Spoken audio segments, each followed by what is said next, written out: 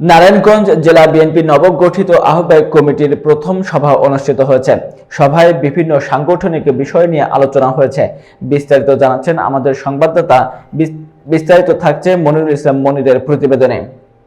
আজ 5ই ফেব্রুয়ারি বুধবার নারায়ণগঞ্জের সিদ্ধিরগঞ্জে একটি চাইনিজ রেস্টুরেন্টে নারায়ণগঞ্জ জেলা বিএনপির নবগঠিত আহ্বায়ক কমিটির প্রথম সভা অনুষ্ঠিত হয়।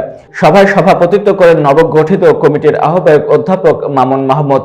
এ সময় উপস্থিত ছিলেন কমিটির 1 নং যুগ্ম আহ্বায়ক মুস্তাফিজুর রহমান দীপু ভুইয়া, যুগ্ম আহ্বায়ক মাসুকুল ইসলাম রাজীব, শরীফ আহমেদ টুটুল এবং সদস্য মোহাম্মদ গিয়াসউদ্দিন। প্রায় 1.5 ঘণ্টাব্যাপী চলা সভায় সাংগঠনিক বিভিন্ন বিষয় নিয়ে আলোচনা হয়।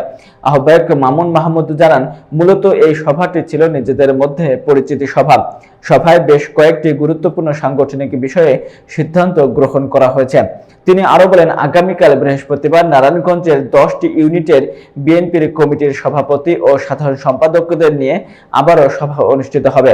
তিনি জানান, দেশের বিভিন্ন স্থানে বিএনপির সদস্য নবায়ন কার্যক্রম চললেও নারায়ণগঞ্জে তা শুরু হয়নি। তবে 2017 সালে যারা সদস্য হয়েছেন তারা নবায়ন করতে পারবেন এবং যারা মারা গেছেন বা দল ত্যাগ করেছেন তাদের সদস্য পদ নবায়ন করা হবে না।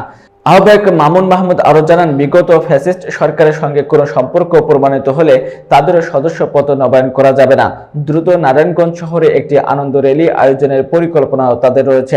এদিকে 5 সদস্য বিশিষ্ট আহ্বায়ক কমিটি বর্ধিত করার বিষয়ে কেন্দ্র থেকে কোনো নির্দেশনা দেওয়া হয়েছে কিনা জানতে চাইলে তিনি জানান, এ বিষয়ে এখনো কোনো সিদ্ধান্ত হয়নি।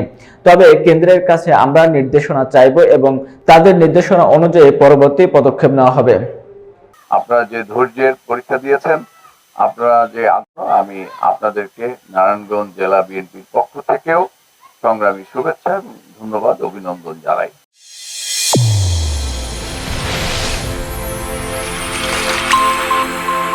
চ্যানেল A1 হৃদয়ের স্পন্দন।